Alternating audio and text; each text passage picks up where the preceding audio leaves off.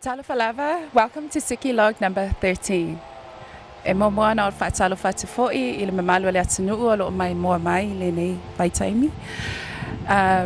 Earlier on today, we were in Botasi Falealili to watch the open day of the RSE program. E mole atu fo'i le whaftaitele ia tuatanga loa me le komiti o Falealili. A wā le taunga luenga matangofia lo o whaia mole nuu, whaapea fo'i ma tangata Samoa, ia ma le atunuu atoa Samoa. So we're going to show you a few highlights from today, so stay tuned. Se waka fia pale la. Ta pale. Ole mo foi essa mo ai. Ka fia ai ki sila. Ka fia kamo ai me ka ole a. Oishi wa koto san more than 3 years. They are still searching for that opportunity. Oishi wo whamamu. Oishi wo vai. Oishi aui ai na mamau ai ka wasa mai lava. Ai se ai. E mo o ai se pale. E se langi le whātau kia lato o ngā muisi. Sa ngā muisi o le lava lesi e kusana kuskuru mona o lo imuisi o pete nei. E kuskuru mono lato o lo ngā mui lavo SWP I Australia. O se tausana mawa e le nei I neta tupe. Na moe lato sa malanga atu I siwa. E kusa pale ono te si iwa miliona na foi mai malato. Kata se I matupe mafo mai ai. Ono te si iwa miliona. Se whaino mera na tapia mea. I tausana o tōna I atu e kusa mali 5 miliona. A le o ne leono te si iwa miliona. O roi whakopea vaenga I Australia, ma kua whai ki kia whoia latu murera. O lea ko upa uai le latu tupe lafo, I le tasi te si 5 miliona o le nikasaka. Na tu whatasi la tupe lafo, na tupe na o mai manato, mai mixila Australia, kua mau ai se nao whainga, e palu te si 5 miliona. Ia. O e, tōsku whitu afe rausa la tāna, atana te tokasi. A whatusa le te tongi o tangata whaina renga I Samoa, o roa ana maua le luata la whasuru le tūra. Ia po le 5 afe rosa la tāna I le tausanga. E whitu tausanga. E tūri ai e le tangata whainga rene I tono Samoa. Le tupe maua le RSC kia po le SWP foi. I nā o le ono masi. Inga mina. Te manatu ai, I le whamongono foi e tato maru nita e au e I tōti e te tono.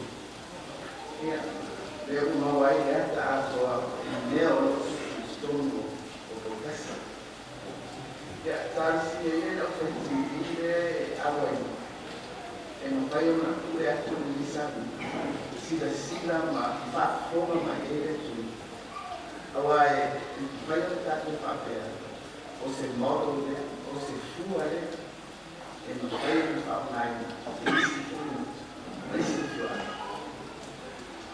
O nere te mai te wina I so se mai wina papel. A le lei te te Emanuela. Ale le fa pena una vaca. E fa no nero ale. Ai me se la va sendo a capo un tai. Fai to un sto no mafio. E fa pena la capo fai to. Saya fufang, pun dia bercakap. Kita tu nak oleh nama pun dia oleh tak tu.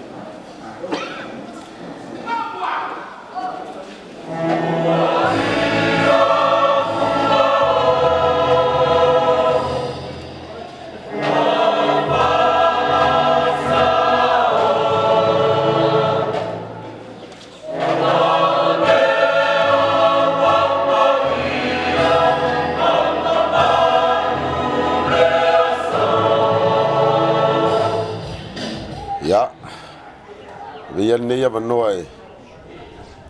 Mori dengan faftai bol fa mo ne yaso. Lewa cinta unu ule bokalame sa fa peona. Au ya le sunga tua tangloa mese de sui parmia. O malo mai fafa mese vala au ne yaso. Ina wo tau nu fa mo moi. Ya, le nganga di ia le tu ne yaso. Le nganga foi fi mori faftai tele di company ale Seki Works o tau sanga mo vai sa fa fainga ta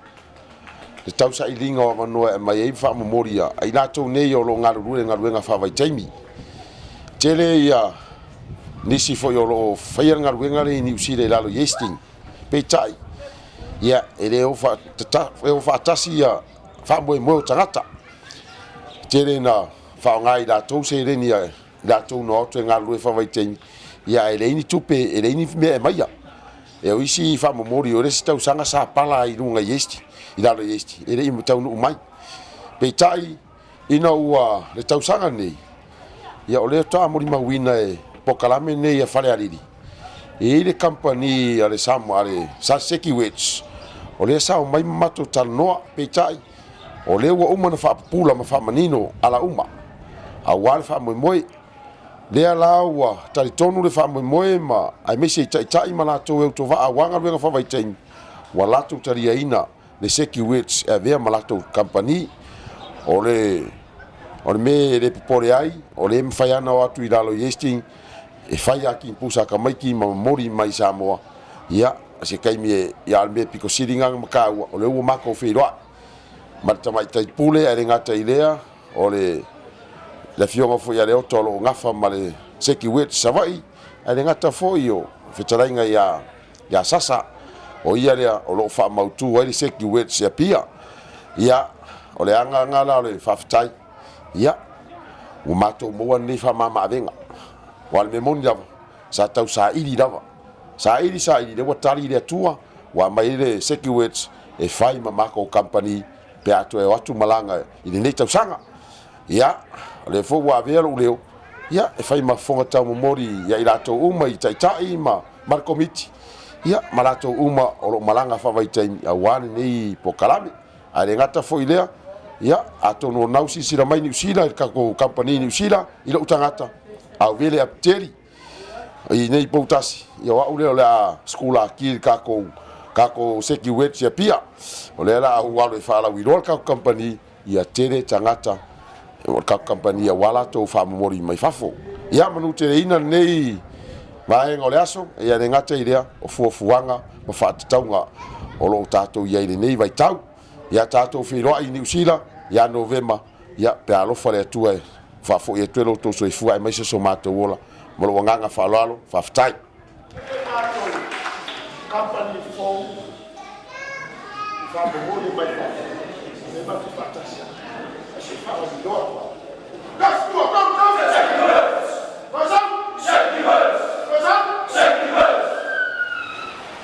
ya e mori langa faftai nei aso e tu sai fo ima fuanga sa mato fe anga yai le sunga tu tanga loa e mbise ia e mato RCE malanga fa vai taimi i New Zealand ia o leo mato fa atasia nei male tamai tai pule o le Seki Works ia male afionga ia leota ia ma afionga fo ia sasa ia po tanga loa fo ile nei tu la le aso ia o lewa fai winal mato fa moe sa aloma tam fai e fa nau io ia pe ona sila fo i le tu le ia lewa mai mo fo ia tu fine fo ia malia ia tu sai fo ima ngaluenga fa vai taimi sa fe anga ia mato ia tu no mau ia o talitonu ia o company nei ia o company nei o le la fe ngai male Johnny Eposi ia mal Mr Apple malo New Zealand awa fo fa moli a mai nei Samoa io e le talitonu le fa ngalo ina nei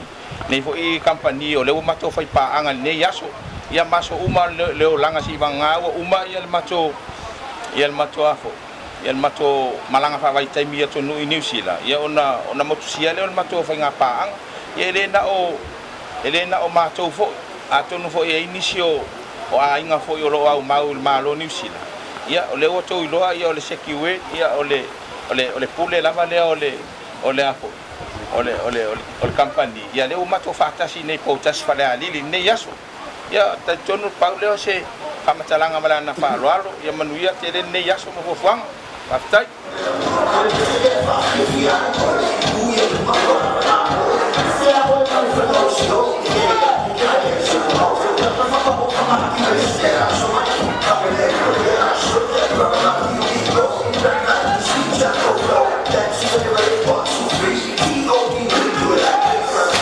e le ua mai ale whatalinga fo'i ma le sauninga mo le to ai tau nuu fo'i whanua o whainga o waenga ngā luenga whawai teimia le whale alili e le ngātai New Zealand ia whapena fo'i Australia ia mai le utau sila mai utu atu ia o nei mea aseta ia nei tamaiti e pe ona tatinga ina i New Zealand e vaia nei tamaiti o te le o popole alai au whale alili o wae le ia tamaiti e amio pulea ma amio tau safia pe on sau noa ia le afionga atua tangaloa o le taitai e sel ta ua o taitai inga taitai le lau mol mawina le so o ta fia o mai o ta mol mawina ma ta va ai fo ia ia wa o o levan fai a le o tal fe unga malo ta o mai vai sina malo longa ia le fo wa vala uli le tulanga ia la te vai atu o te le mau nei ta vale va pene lua tau sanga talo no fenga luenga le te o te lenga fatia ia ai faftai le tu nei ava noa tali tonu foi o le o tala mai le ava noa ia malo New Zealand ia talu si e vave no mai se ava noa e to si e lunga ta tu tangata fainga luenga ia ai on me pito selenta wa ia ave ai fa pea ia wa le na sina vaenga le wa tatu va ai te ma tau sila ia o te longa o tele ia o lai mbautu atu ia la tu aseta ia la tu fale ia o apitanga ia o fato anga manu palangi ma tu langa pena oni ati na e se ase ona maua ai wa vene pokala me ole ngaluenga fa vai tem ia o maua ia fianga foi ia male to ini se tau misa ia wa nea mea o ale si tu petang olima ia wa vavelona na tau misa i tulanga va pena ia wa tato o ma tanga so ifua vai seleni ia wa misa tele seleni bo misa foi ia lava fa tu leli ia tulanga na ia ele ne ia so faftai lava ia tanga malato komiti e selma popo ia ole tulanga le tawa ona longo sa ia foi la to ta mai o malanga mai nu ta tasi ina ia o se ala fua le tauna mo multa ia si o malanga uma ata to mai Samoa nei le ngata mo New Zealand e fa pena foi Australia wa to tele o lo New Zealand ia wa le te vai tolu ia scheme se o te vai ngalu nga fa vai temi o le RSE ia o le PTP ia fa pena foi male au fasimanu ia pela tu langa na ene ia e tau tele sila fo i aseta o fa tau au fasimanu ia wal vaenga le nga fa vai temi au piki le ele apu ia tau tele sila fo i meto tina au fasimanu mai a ona fa tawina fo ta sita usanga me selva hanga le lalo Hastings ia o to fumata vale e fo yo langa wa ona o mesa ia sa employee ale temil dei la wa ona wa pule ai la ia ta vale ia fa taila va Seki Works fa tai mo langa longo sua ia ta to ngaluenga fa fatasi ta to tenga lue fa paanga ine fa ngofia ona o atule fe au momoli e alon fanda ole tunu lo ngaluenga fa vai taimi ele ngata ilunga ele North Island ia fa pena fo ila lo isaute ia me se fo ia staimi fo ita to la atu o Australia ia mo fa momoli ia fa tai lava mo lava no manuel neso